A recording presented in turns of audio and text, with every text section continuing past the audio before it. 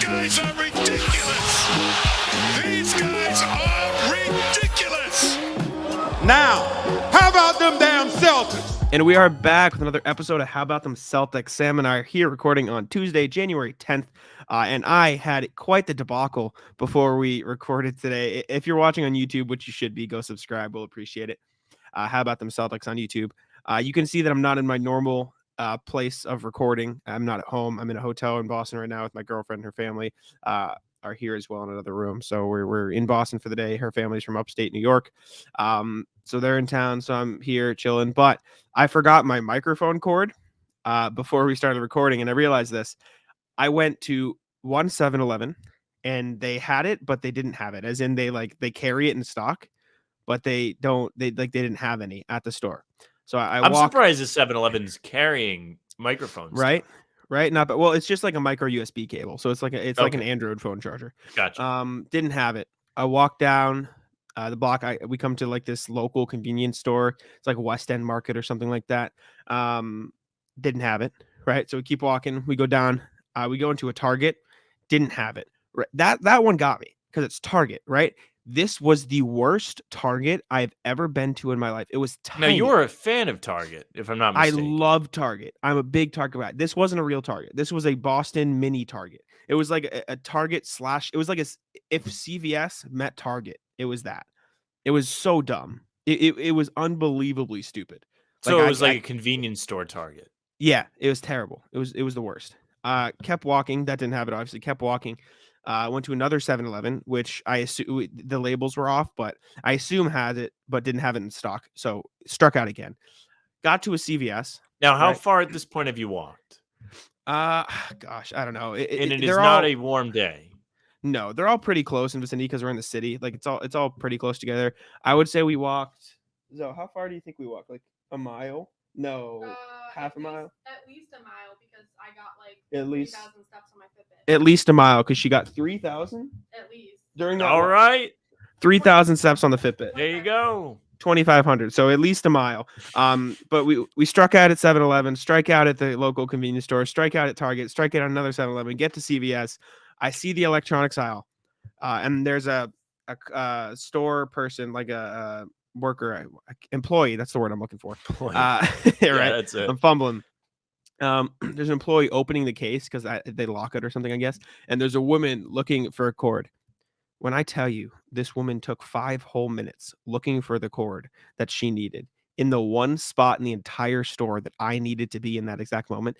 After me going to 4 other convenience stores I can't tell you the fury I had for I was so mad. And after those, Zoe's laughing in the background. After those 5 minutes, she goes, "Oh, you don't actually have what I need. Goodbye." And she just leaves. I'm like fuming at this point. I get up there. They finally have it. I'll show you the box.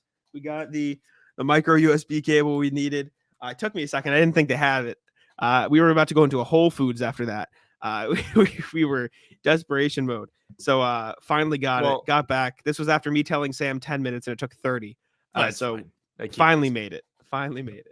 I'll tell you what, I was going to make fun of you just for standing there and like waiting for the woman and saying like, instead of being like, "Excuse me, can I get in?" But I'm the same way. Like when you're at a store, you never think it's going to be that long. And it was really small. It wasn't like it's this big wall. It was like this tiny, like this one little, it was in a case too. So it's not like, it was the aisle cap probably like at the end of the aisle.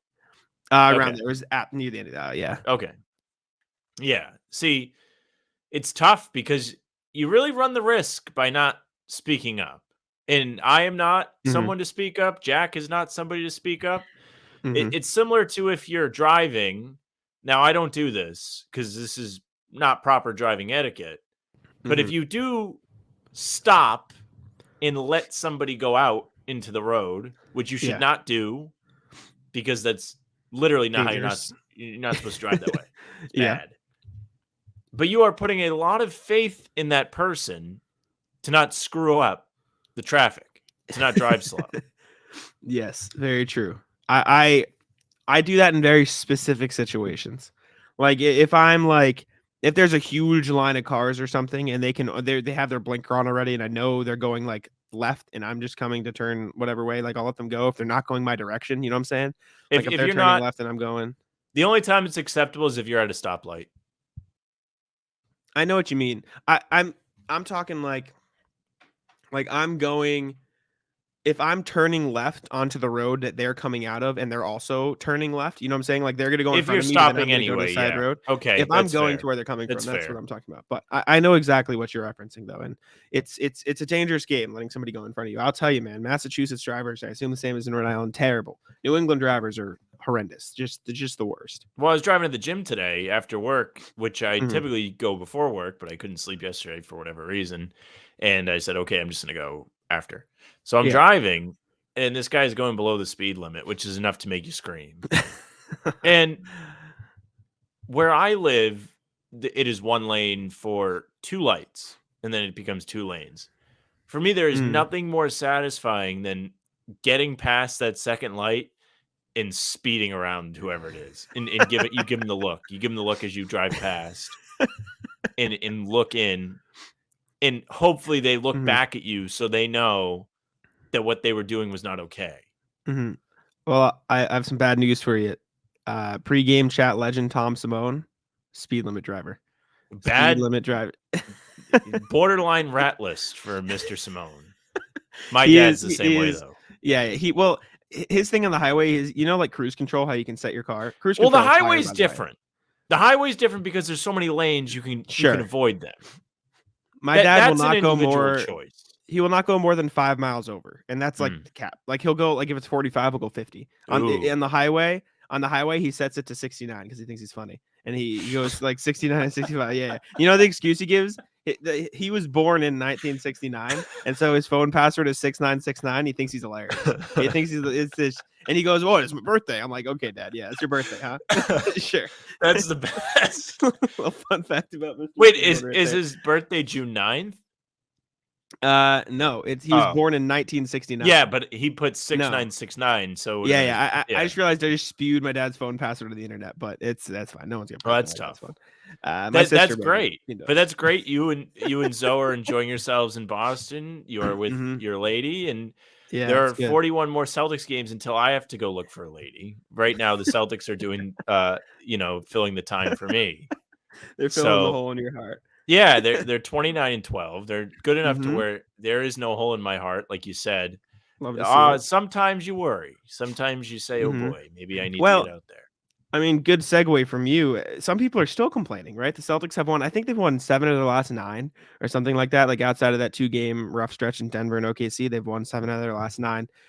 Won 2 in a row now against the Spurs and Bulls. Or is it 3 in a row? Have they won 3 in a row? 3. 3 in a row. Mavs, Mavs game Spurs, too. Yep. Bulls. But the Spurs game and the Bulls game, both not ideal. I mean, kind of didn't close well, which we can talk about later in the show. Do you want to start with Bulls or Spurs? Which order do you want to go in? We'll do the Spurs first because there's All really right. not as much to discuss, I don't think. Yeah, Celtics had pretty good lead. They were in control for most of the game. Final moments, Josh Richardson decided to be Celtics killer from the former Celtic. Love Josh Richardson, by the way. I know you do too. Absolute legend. Got hot. Spurs ended up tying the game late in the fourth. Was Tatum? No, Tatum and one was the Bulls game. I'm getting them confused now. Yep. Right. There were some. What was the closing play in the Spurs game that I'm Closing not play in the remembering right Spurs now? game, Tatum hit a fall away on the baseline, close to Yes. screen. Okay.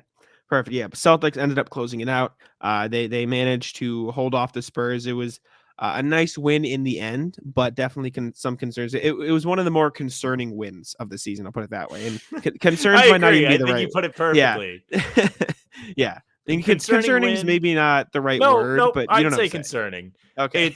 It's Josh Richardson and the boys out there, and you're up big in the fourth quarter, and I love you that. barely win a Romeo game. too. Former Yeah, Celtics. well, Going that's at what I it. mean. Josh Richardson and the boys. Like Romeo's really not doing a whole lot out there. He actually had some big buckets down the stretch. Yeah, Credit he to him. did. And He did. him and Neesmith have both been better this season in larger roles. So again, good for them. But that's really inexcusable. You can't let that happen. You can't be letting that happen. You've got the defensive player of the year. You have 2 all-stars. You had Rob and Al Horford, and Derek White was out there too. You need to be able to close out a Spurs team that's Absolutely. a bottom of the barrel team playing without its 3 best players, Mhm. and you're getting cooked by Romeo? Come on. This is a guy that couldn't crack the rotation for you, and he's giving you layups down the stretch. He's getting the basket. In a close game, Yeah. no good. And this is not just back to the Spurs game. This is the game before against Dallas. They were just up so many points that it didn't matter. But Dallas got it down to 13 or 12 in the fourth quarter after being down like 28. That's unacceptable. And then before that, the Clippers game, I don't know if it was you or Tim that kind of like justified this, saying the Clippers are good, which they are. But you blew a lead to them too. You started trying to milk the clock and drain it to where you're not playing your regular offense. And you kind of saw that against the Spurs too. Next game. In the Bulls, it was the same thing. Now, if you really want to put a nice silver lining on this, it's beginning to look a lot like last year when they were good in the playoffs. And I wanted to put my head through a wall because you couldn't enjoy anything they were doing because you couldn't trust them to close it. Mm-hmm. Yeah, and I wanted to talk about this, and if now's as good as time as any. The Celtics offense in the fourth quarter, like somebody said this in the Celtics blog chat, and I pull some stuff from there because I want to talk about it deeper here. They start, yeah, exactly, Ratless Jack. They start milking the clock with like 5 minutes left, right? Like they start taking the entire 24-minute shot clock. They do that ball trick, which a lot of people think is funny. I ball think it's entertaining, but ball trick is like, fine. Because it start creates doing a fast break for them. If the defense runs up, then they're spread out. That's fine. But when you're milking in the half court, that's what the problem you're talking about is. Yeah, and you can't do that with 5 minutes left, right? Like it's not like the Celtics are doing it 5 minutes left, up like 30 points. They're up like 12 points, and they're milking the clock in the fourth quarter. They're getting into this ISO heavy offense. I mean, you saw it with Jason Tatum against the Bulls, and it worked out because Tatum held the ball for about 20 seconds, then he kicked it to Al Horford, and Horford hit a three because they doubled Tatum. Terrible double by the Bulls, by the way. What was the plan there, right? Like, I understand Tatum is Tatum, but he just held the ball for like 20 seconds, and you're gonna send the double with like 7 seconds left on the clock after that. Like, it didn't make any sense. Also, credit to him. That pass, when you see the view, is a crazy pass. Like, Caruso did a pretty good job at cutting it off, and he kind of nonchalantly curved it around his outstretched leg to get Horford to look. Yeah, good shot, good pass by Tatum. It worked out, but this whole milk the clock, we're winning, let's just hold on to it, like that's not the type of basketball that wins championships, right? Like, and that sounds dramatic because we're, like you said, halfway through the season, but taking the ball and just resting on your laurels with 5 minutes left in the game is a surefire way to lose a lot of close games. And we're talking about this with the Celtics. Oh, they're going up by 10 with 4 minutes left, with 20 with X amount of minutes left. They're a good team. They're getting to that point. But if they, collapse and destroy everything they worked for in 5 minutes because they think they're cool and they just start relaxing, like, it doesn't matter. And they talked about them, quote unquote, relaxing against the Thunder. They do that every game. It just doesn't happen to the last 5 minutes. And then everything that they work towards that game is just gone, like poof, right? It's very frustrating. Like you said, and you saw it a lot in the playoffs last year. Yeah, as a fan, it's annoying because, I mean, I guess we can push forward to the Bulls game now. That was a game that felt like it was over through 3 quarters. And they almost lost. It felt like they were going to lose. Absolutely should have been. They let that bum Levine get hot, and then he started cooking them. And it was real bad because I tweeted about how bad he was. Because he was terrible.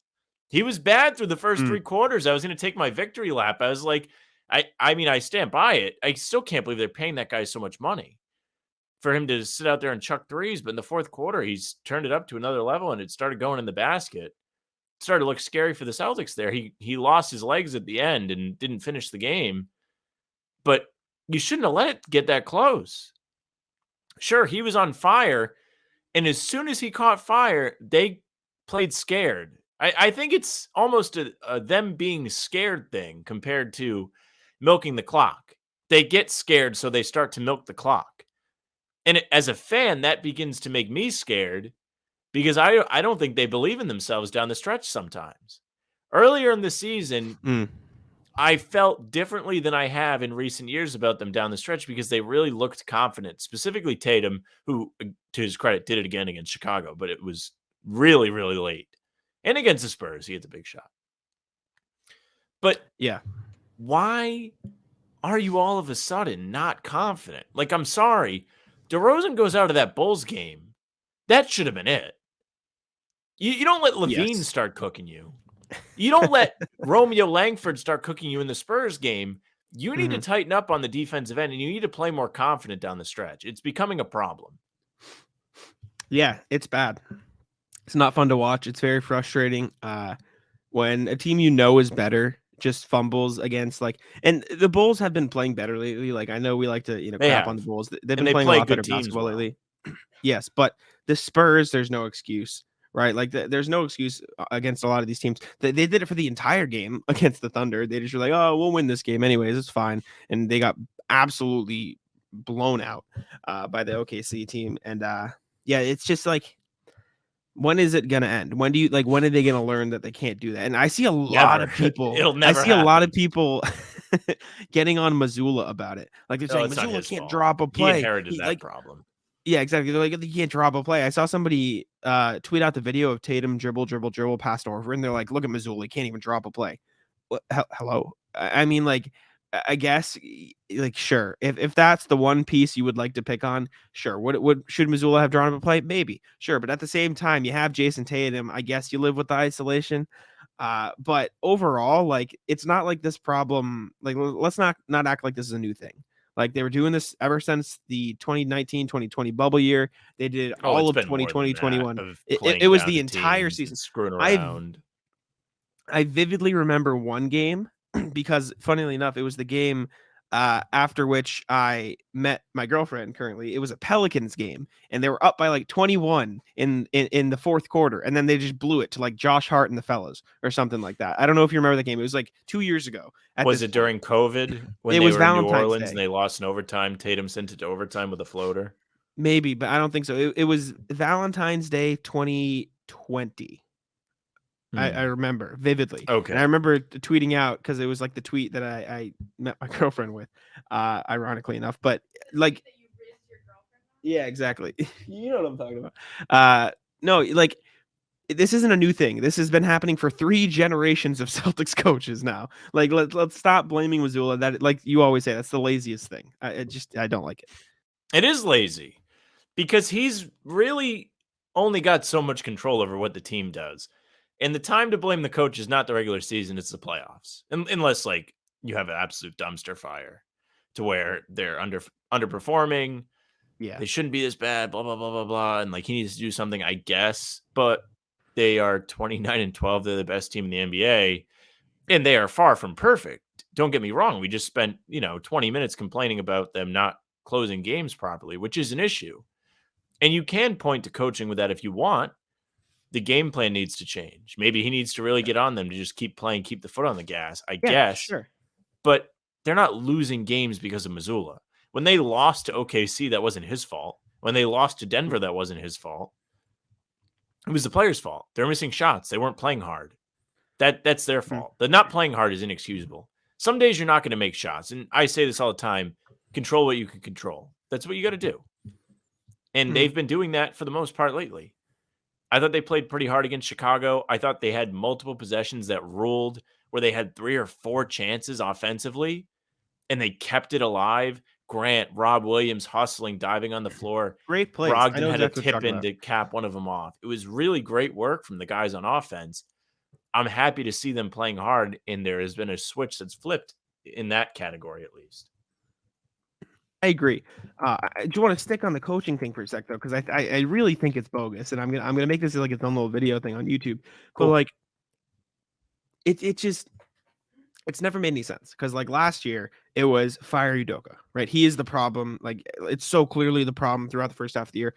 Then it turned around, and then the whole situation happened, and now it's bring back Udoka. Mazzulla stinks, right? Like he's terrible. He's awful. Meanwhile, like writers around the league in the NBA's survey are voting him like fourth in coach of the year, right? Like, right. But he's terrible, right? But he's terrible. I just don't get it. Like people are so hesitant's not the right word. Unwilling to put blame on the players, right? Like they absolutely refuse to blame the players. But if let's use some logic here, Sam. Well, they only blame certain players. Yeah, exactly. You look at the past, what is it, 4 years now, this season and the last 3 seasons, Celtics have had Jason Tatum, Jaylen Brown, Marcus Smart, Robert Williams, Grant Williams, Al Horford for two of them. Effectively the same core Yep. pieces for the majority of the time they've had. And they've had in 4 years 3 different head coaches. If you want to count Damon Stoudemire, 4. But they've had 3 different head coaches. But for the same problems that have been happening, it's always the coach's fault. Like that logic just doesn't track, right? Like there's only so much a coach can do. Can Mazzulla be better at drawing up ATOs and drawing up better plays down the stretch of games? Sure. Can his rotations be a little bit cleaner? Sure. Right? Like, are there small things? Are there things he can do to improve as a coach? Absolutely. He's 34, 36, right? No, he's 34 because he's younger than Horford. It's his first year ever being coach in the league. He was thrust into this role because the former head coach was gross, right? Like, and he had to go. And he is catching all of the heat. Yeah, he's catching all the heat, even though it's the players who have been here through 3 head coaches.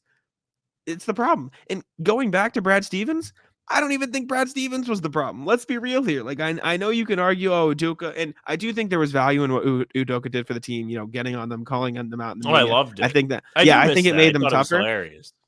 I think it made them tougher, but let's not act like it's the same players making the same problems, and let's blame the one non-consistent factor in the equation. That, like, it's just not logical at all. I think you've seen the players as a whole mature. And that's going to happen. It doesn't necessarily have to do with who's coaching, just like the failure doesn't have to do with who's coaching when it happens. But I will say they definitely learned a lot from Udoka, and you're seeing them continue to be poised for the most part this season. Lately, you have seen those lapses at the end of the games, which is frustrating for us as fans because after a certain point, you expect your team to win. And granted, in all the games we're complaining about, they did, but it shouldn't come to that. That Chicago team isn't good. The Spurs team certainly isn't good. They shouldn't be able to come back on you in a fourth quarter like that. What are you going to do when you're playing Milwaukee in the playoffs? Or if you're playing Brooklyn and they have KD and Kyrie closing a game against you in the playoffs? Literally, any playoff team will take advantage of that. Exactly. Any playoff team, like Milwaukee, Brooklyn, excuse me. I mean, the Spurs took advantage of it, and they're trying to get Wembanyama. They're trying to lose, and they took advantage of it. Exactly. Any team that ends up making the playoffs, hell, the Pacers will take advantage of it, right? Like any team that's in the playoff hunt is going to take advantage of what the Celtics do, and they have throughout the season. Like this isn't a new thing with the Spurs and Bulls. Like I said, it's been happening for years. So the blame Mazzulla party is, I think, ridiculous. Is he perfect? Absolutely not. Is he the root of all evil in Boston? Stop it. Like just that narrative needs to die. It should be illegal to blame the coach until the playoffs.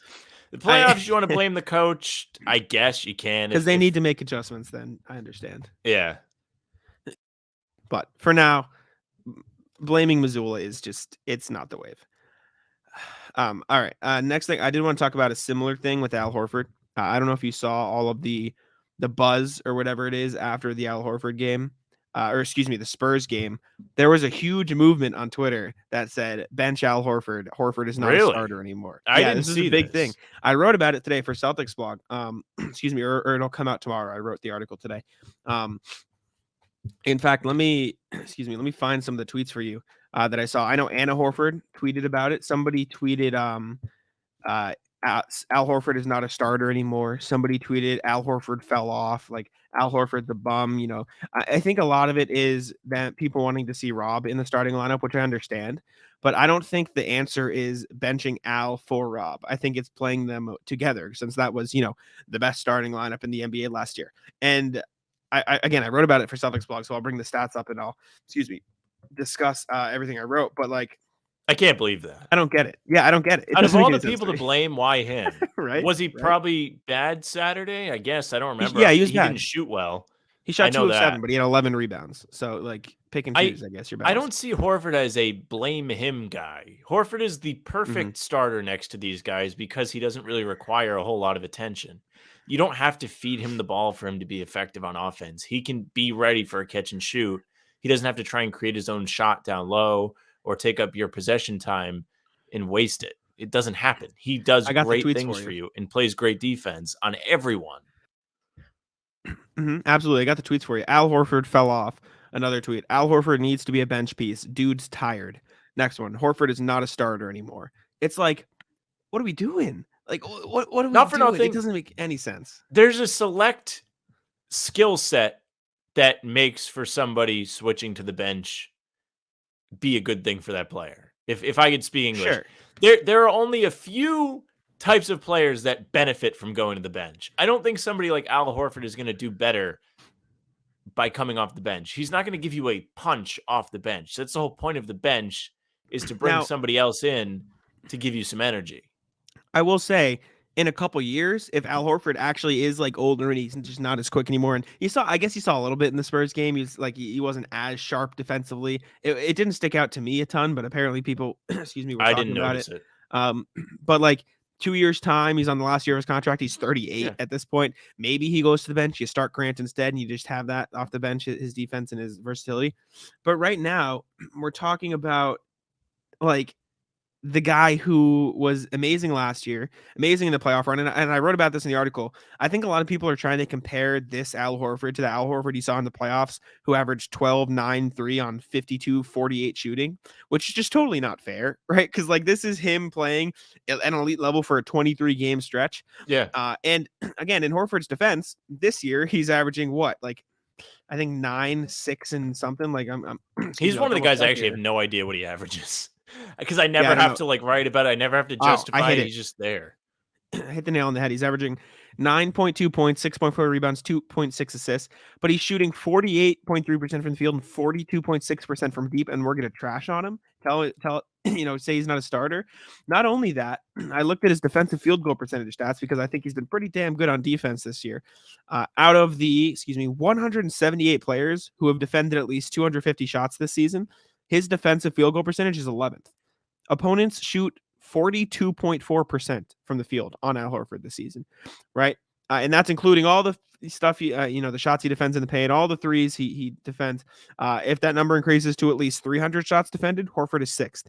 If it's at least 500 shots defended, he's second behind Nick Claxton, who is top 3 in the league in shot blocking this season, right? Like Al Horford has been extremely good, on defense this year. The 5-man unit, the Celtics regular starters this year, Smart, White, Brown, Tatum, Horford, of the top 25-man units in the league in minutes played this season, possessions played, they're second in effective field goal percentage allowed and first in defense at the 3-point line, right? So let's not act like Al Horford is a minus on the defensive end, and B, like, let's not act like he should be on the bench. Like, it doesn't make any sense to me that that's going to be the storyline we're going to talk about. Yeah, to me, Al Horford is just such a bizarre player to try and pick on when Mhm. he really isn't the type of player that's going to be a negative for you ever.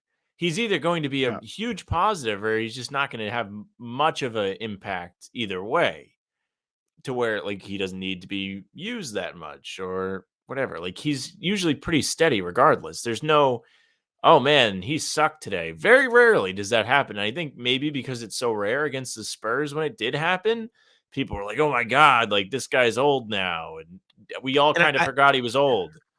I think a big part of it is that like a lot of people want to see Rob start too. So they're like, oh, get Rob minutes. Like I saw a tweet that was like Al Horford's 36, but Joe Mazzulla still won't play 25-year-old Rob Williams. Trashing Horford, and B, trashing Mazzulla in the same tweet. Just the compounding of stupidness in one single tweet. Well, you got to get ready, Jack. The Patriots are done.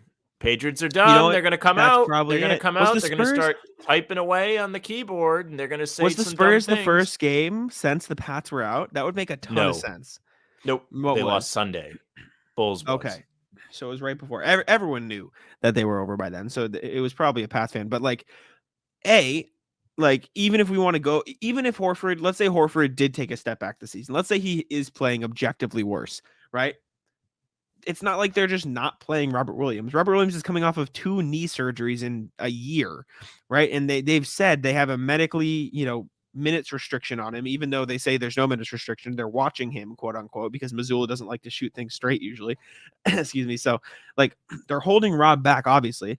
And on top of that, this is a guy who, and I the title of my article tomorrow for Celtics blog is like Al Horford's incredible season with the necessary context. Coming into last year, Horford had an entire 3/4 season of rest, right? Like he did not play basketball. The Thunder played him for I think 26 games, in which he looked really good, by the way. If Al Horford was still on the Thunder, they might be a play-in team. Thoughts? Just a quick hot take there. I With can see Shea, it. They're only 4 games behind 500. Like, it's not too crazy. The West isn't super stacked. It's they a rolled out pretty a close 6'7" race center all the around. other night. Remember, like having Al Horford would help. Regardless, though, like before last year on the Celtics, he rested 3/4 of a season, and this year he's coming off of an entire regular season and a 23-game playoff run in which he averaged 35 minutes a night. Not only that, but going into the year, the plan was for him to get more rest, and then in surgery for Rob just kind of nixed that. He's playing more minutes per game this year than he has since the 2017-18 season when he was an all-star with the Celtics. He's playing more minutes per game than he was expected to. And this was supposed to be a step back year for him. Instead, he's playing the most he's played in, 6 years? So, like how ridiculous is that? Like, this is insane. And people are going to pick on the guy. Like, it makes no sense to me. Like, it's just... It's You're not going to frustrating. see him doing a whole lot at the end of the year. He's going to do a lot of dressing real dapper like he's Ben Simmons in the playoffs on the bench. He's going to be doing a lot of watching as the playoffs approach. You're not going to see a lot out of him, I don't think, which is fine. And he's not playing the back-to-backs, which is fine. So you're probably not going to see him against the Nets Thursday. Not what I love, got to tell you that. Not great. But you if it need means he'll play in the playoffs, Pelicans. If it means him playing in the playoffs, then I'm okay with it. He can take the rest he needs. I will say, you probably though, got the second best performance out of anybody throughout that playoff run from him last year, behind Tatum Game 6. I will say Game 4 against Milwaukee was crazy. I think he was the most important player in that playoff run. I agree. He did everything. I think so. He had the big game, of course, but he had the responsibility of trying to cover Giannis, battling with Bam. In the first shot round, almost he was 50% from 3. Piece. Yeah, he was a reliable guy. That's the big thing for Horford. You mentioned it before. His shooting stats are super efficient. He's 42% from 3. That's ridiculous. The stat that matters. I don't care how many points, rebounds he maybe you care about rebounds a little bit, but I don't really care how many points he averages because what matters with him is that he can be reliable when you need him to make a shot. Because you're getting which you saw against Chicago. Yeah, you saw it. He knocked down a huge 3. Granted, did it roll around the rim a whole lot? Yeah, but it went in. It went in. That's all that matters. It went in. Yeah, I just thought that was weird, and I didn't know if you saw it too. But like it just makes no sense to me. I don't really understand the Al Horford hates. Well, I'm glad these people are supporting Mac Jones. I don't know what to tell you. Pats fans, right? They don't have a whole lot. They swear to God that team's still good, and they're on the couch. Yep. I don't like any football teams, so there's nothing you can say to me. Yeah, I really only care about the Celtics. That's it. Who are best in the league right now? Who are very good. Can't say anything. And keeping me from needing a girlfriend. So there you go. We can talk about Rob next. I think we talked about it last time, but he made his first start against the Bulls. He only played around 22 minutes, I think, again. So it's not like he got starter minutes. He just started. I thought he was good. I think he made the same impact in that game as he made in any other game this season, because like I've always said, it doesn't matter if Rob starts. It matters how many minutes he plays. If he's just starting and playing 22 minutes, I don't think it's going to make, that big of a difference. If anything, I think if Al Horford is playing and Rob's not on a regular minutes rotation, I don't think Rob should start. Right? Because as you saw in the Bulls game, he wasn't able to stagger those minutes as effectively with Al Horford and Grant Williams, and Luke Cornett ended up coming in. I thought Luke Cornett was mid against the Bulls, right? Luke Cornett's like always fine. He's fine. But starting Rob when he can't play the 30 minutes a night that you want him to, I don't think is as worth it. I think in order for him to be the quote unquote starter that everyone wants to see, he needs to be fully ready to start. And hate to break it to you, there's a chance he might not be playing these 30 minutes games until the playoffs, right? Realistically speaking, hey, you can laugh. Am I wrong? I'm not laughing at you. Oh, okay. Sam's laughing at off-screen stuff, but I got a message. I don't think Robert Williams gets back to full 30-minute games until the playoffs, because I think they do want to save him for that. And, if that's what it takes, I'm willing to do it, but I think a lot of Celtics fans are going to be mad. I just think you have to be a real moron at this point of the season to complain about any kind of rotational things going on with the Celtics. There are things that are worth complaining about, but these are not them. they are the best team in the league. Who cares if Rob's playing X amount of minutes? If it's keeping him healthy, I don't care. Don't play him. If that's what you got to do to keep him ready for the playoffs, I don't care. Don't play him at all.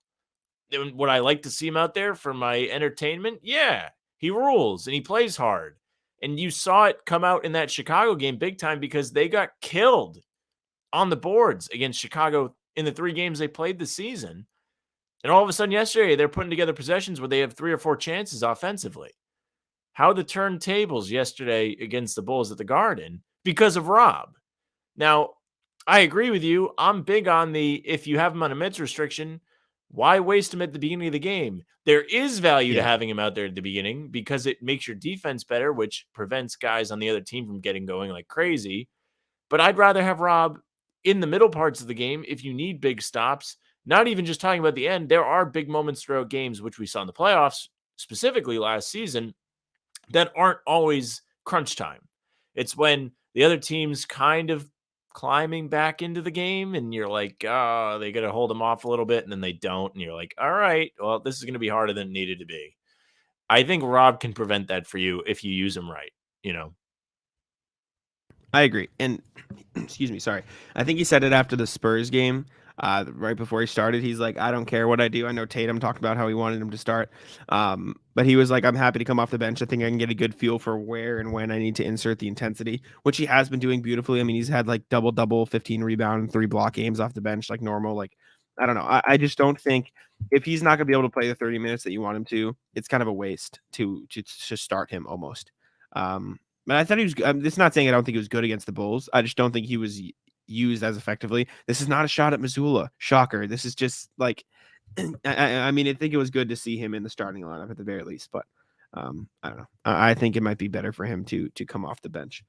Again, if you're going to have to limit his minutes, there's no need to burn them all early. It's like when they say eat your vegetables first. It's the same thing. Save the good stuff for later. That's a good one. That's a good analogy. Look at that. Right off the dome.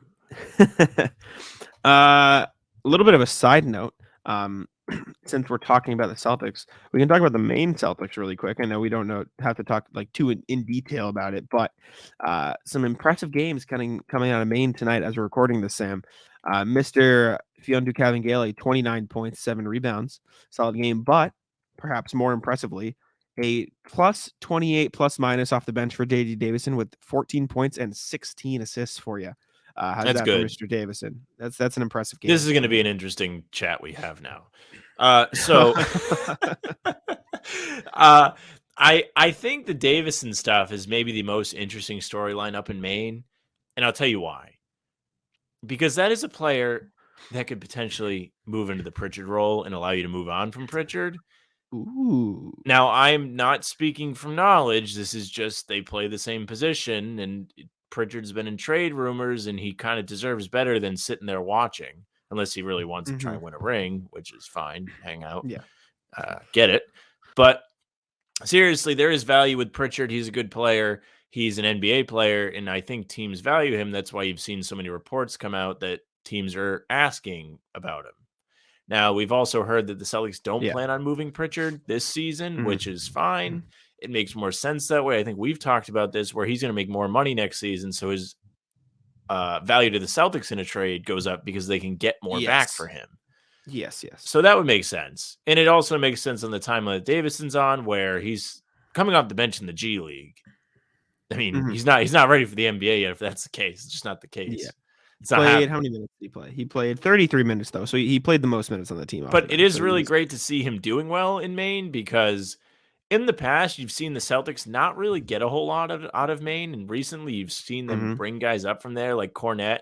When they first brought him into the Celtics, he was doing well. Then he kind of went out last year, went to Milwaukee, came back, played for Maine, and then they brought him up. He's feeling nicely there. And same with Hauser. Hauser's been the same kind of development project. He played up in Maine last year. He got spot minutes in garbage time. And this season, he's had to step up with Gallinari getting hurt. And he's been decent. He started hot, cooled off quite a bit, but he's not getting killed on defense. He's a target all the time. And I could be wrong, Jack, but I don't think the stats say that he's getting cooked. I don't know. Hauser? No, I don't think so. Don't kill yourself looking it up. But like, I'm pretty sure what I've seen is he's been fine, which is really all you can ask for either one of those guys in the role they're playing. Do you Now, want matchup stats or like defensive field goal stats? I don't care. I don't All right, care. you keep going. You keep going. I don't care. I will say this: Hauser is someone maybe you look to upgrade at the deadline, just someone that's more tested, is more experienced, because in the playoffs you're going to need that role to give you something. And I'm not thrilled that he hasn't been able to shoot since December came around. He's kind of making a comeback, but he's not really giving you enough consistency to be that guy where the only thing he really does is shoot. Now he does hustle. I'll say that. He had a couple He's a hustler. offensive rebounds. He's driven the closeout a few times recently that I can remember. He's somewhat getting out of his comfort zone, which is good, but He's you need making some more drives. He's pump faking. He's driving to the hoop. He's taking a couple of middies. He's Similar doing a little to bit more, which is Grant. nice to see. And I will say, Hauser is the type of player I think could develop into, like what you said with Grant, like he can do a little bit more. Excuse me, sorry, but if he does get that 3-point stroke back, he'll be a very valuable piece. Agree. Since we're talking about the G League still, let me turn your attention to Mr. Lucas Samanich, Sam, because we're talking about potential guys that could step up. Yes. I'm not saying he's They do ready have the this season. spots. Not saying he's ready this season. I'm not saying he's going to replace somebody in the rotation, but in that same game I was just talking about, he put up 19 points, 6 rebounds, shot well. He shot 3 of 5 from 3. I'm trying to look up his stats on the season. I'm looking. Well, he's been the talk a few times. He's been the talk of the town. You wrote something on Heavy about him, and it did really well, if I'm not mistaken. I did. In the G League this season, he's played in 17 games. He's averaging 20.6 points, 10.8 rebounds, 2.4 assists, shooting 50% from the field, 32% from 3. So he's putting up pretty good stats for a G League center. Obviously, there's a reason he was a first-round pick, and now he's in the G League. Same thing with Capingale. But, he's young. If the Celtics want to give him another look, he's a good developmental project at the very least, I think, for them up in Maine with J.D. Davison. It would be really nice if they started to hit on these developmental projects, because you've seen in the past, not necessarily they didn't, because, again, Neesmith Not and AJ Reeves, Langford- though. Not What's that? AJ Reeves. You don't like AJ Reeves. I know AJ that. Reeves is bad. He was bad before they drafted him. He was bad at PC. Not bad, but he's not going to be anything. I'm sorry. Like, he was a volume shooter at PC. But back to the Celtics, I would like to see them get some development out of that G League system. And we kind of touched on it with Cornette and Hauser giving you something, which is huge. Like, that's great. Just look, I really would like them to be able to do what Miami does a bit and find guys that they can get for cheap, because going forward, you're going to have a lot of money tied up. I mean, Tatum's getting paid, Brown's getting paid, Marcus Smart makes money, Derek White makes money, Brogdon makes money right now. You're going to need to Grant's pay going to Grant make money. Williams. Going forward after that, who else is coming up? Pritchard, if they want to keep him around, which they won't. If they want to Could keep him. demand I money. mean, 3 years from now, Hauser's probably going to get a decent penny if he keeps up his shooting. Like, he could get 10 mil. So there's that. I mean, Hauser, Miami guy, they just decided not to take him, so the Celtics swooped in.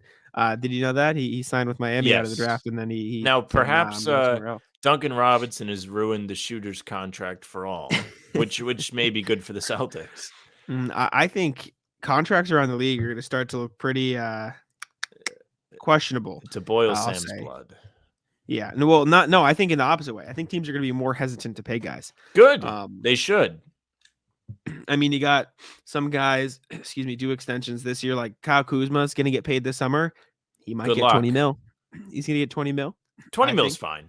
20 mil's fine. Christian Wood has yet to sign an extension with the Mavericks. And they're offering him like 18 and a half.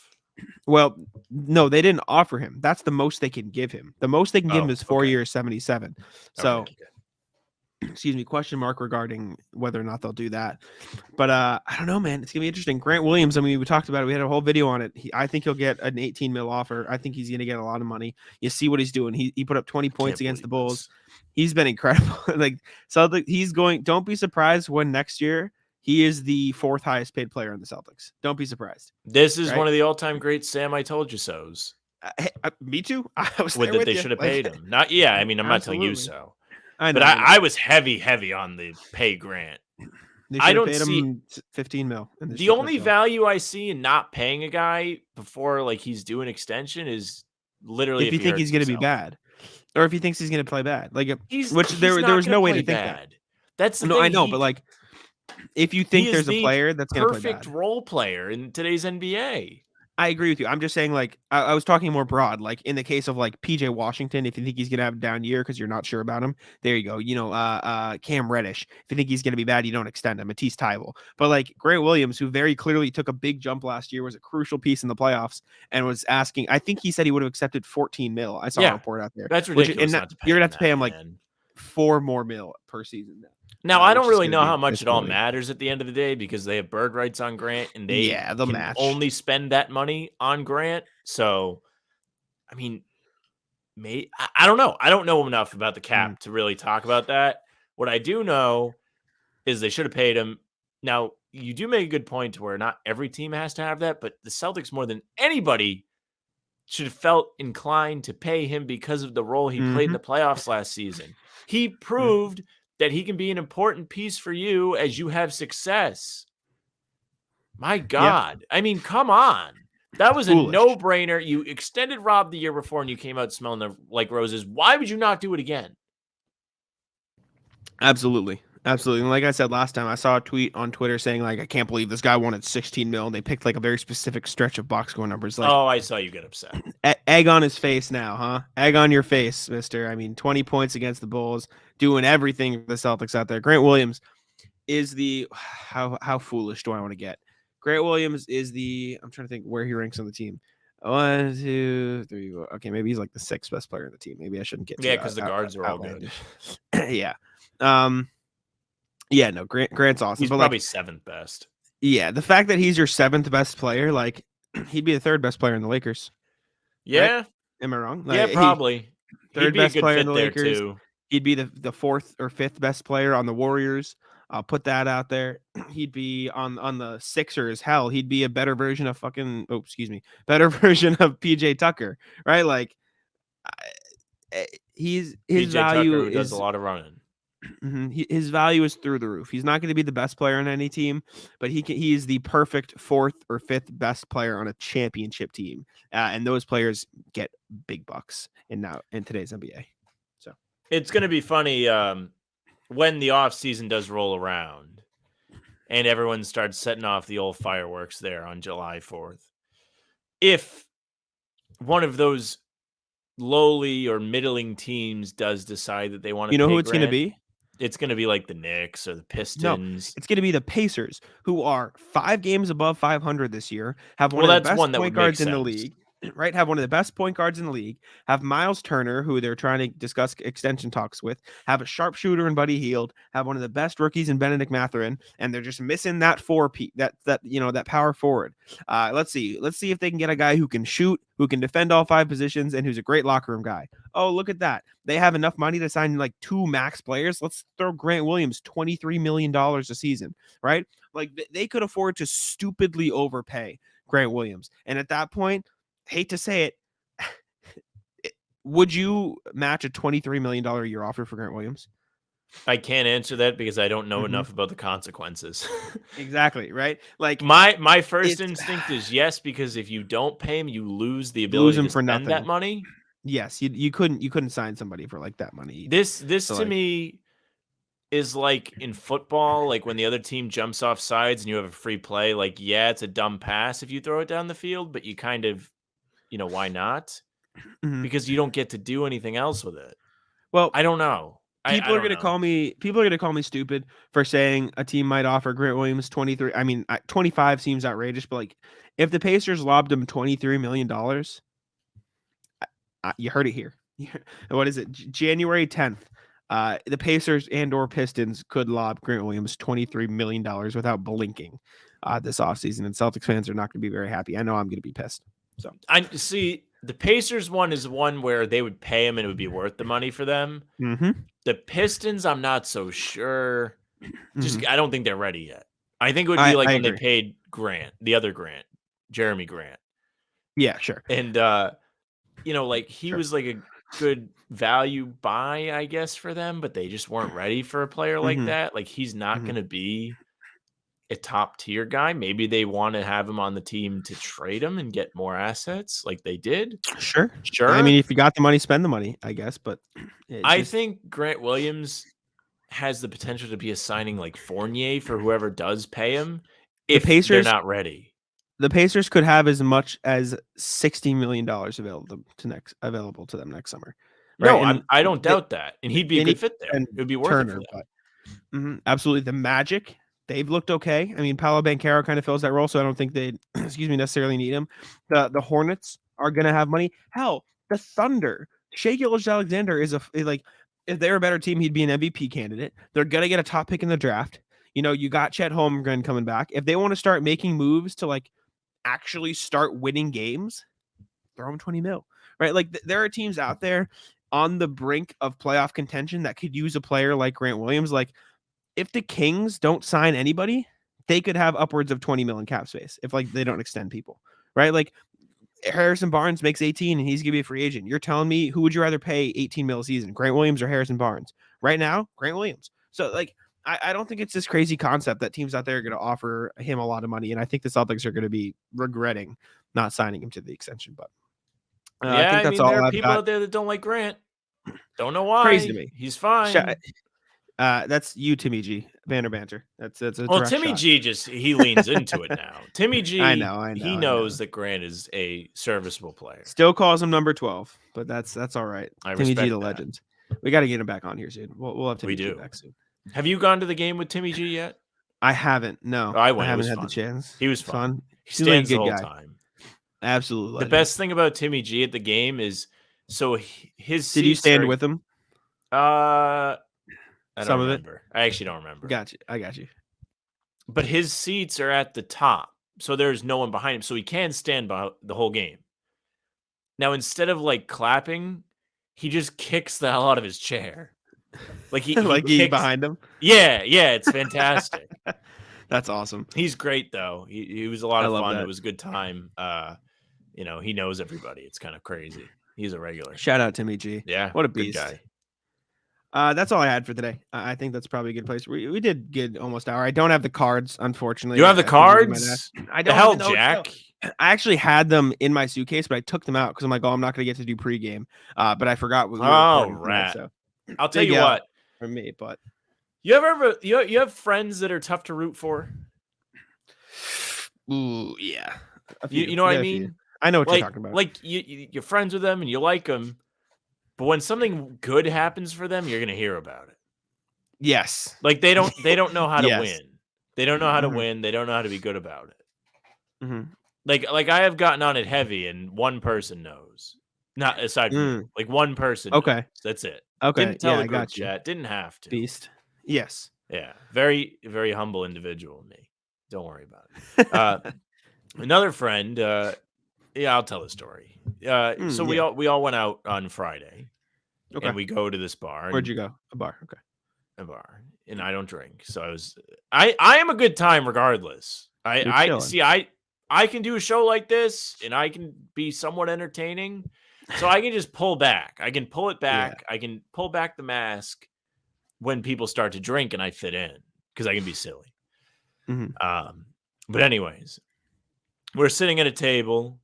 There are 10 stools at this table. So it's 4 of us. There are 2 seats, and then there's a group of 3 girls. We spent half the night trying to figure out if the one girl was attractive or not because her hair was between her face and us. It was covering. There were very trying to brief scope it out. moments to figure out. Yes. Right. This is. I mean, don't get mad at this. This is how everyone operates. This is how you scout it out. I mean, you got to see.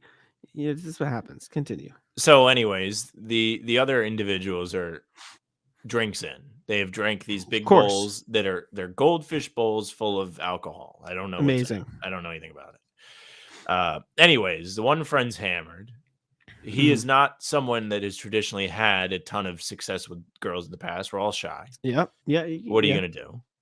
It happens. But good on him. He's got the liquid courage. He goes up to talk to the girl at the jukebox and trips. Again, hilarious. No. Yeah. I mean, he didn't fall. He stumbled. He didn't fall. Stumbled. Still disaster. He posts up, hand on the wall, leaning. No. Is making conversation. One of my friends and I are laughing hysterically at our table. Anyways, comes back. I don't know what happened at the jukebox, but he ends up getting the girl's information. Yeah, huge. So good on him. Good for him. We'd Beast. celebrate on the way home. Now, we Way to have pull it heard back. about this for the whole week. Oh.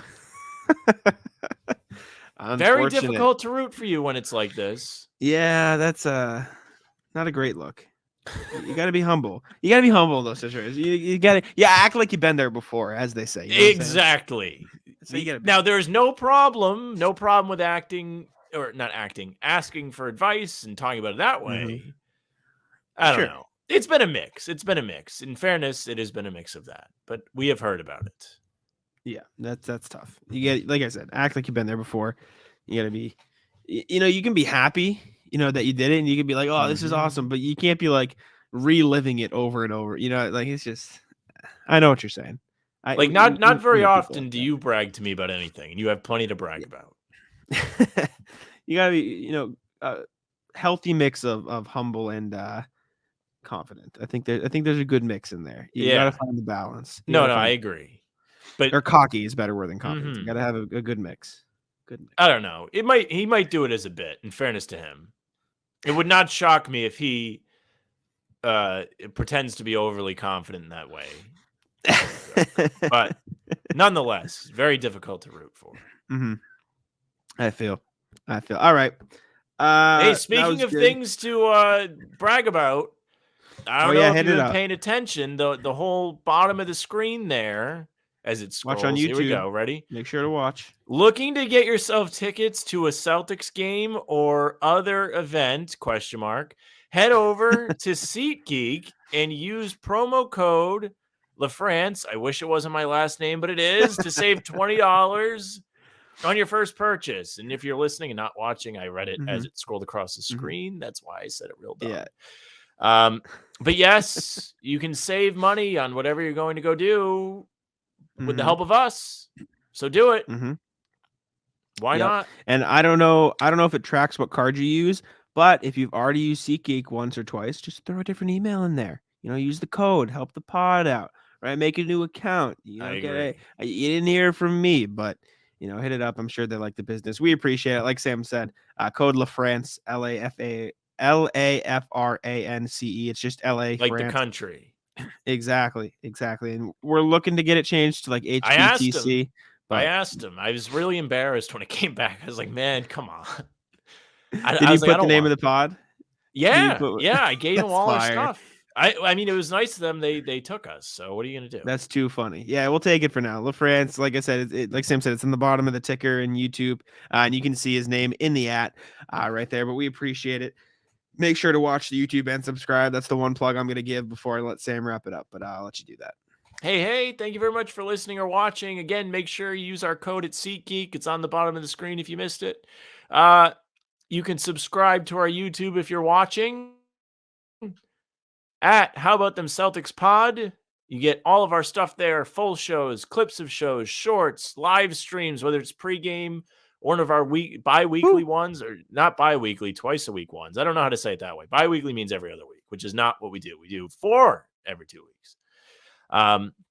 But channel's doing well. We're just about at 250, a little bit underneath. 247. We're getting there. We're making the climb. If you're not watching us, you're missing out on some handsome fellas. My hair looks great today. You can follow us on whatever streaming service it is you're listening on. You can leave a nice review. You can say that they sound handsome on the pod, because we probably do. But yeah, you can get all our pods there too. You can follow us on Instagram, Twitter, Facebook, and TikTok at How About Them C's. Facebook is the whole name of the pod. You'll find us. That is another place where you can get all the streams. They'll be there. And you can follow Jack at Jack Simone NBA. He's doing all kinds of work. Celtics blog, heavy. You can follow me at Sam LaFrance NBA on Twitter. I complain. I said Zach LaVine was real bad, and then he started playing good, and also doing heavy stuff. That's it for us. Bye. Taco, come on. Taco's having some fun here. That is bogus! These guys are ridiculous!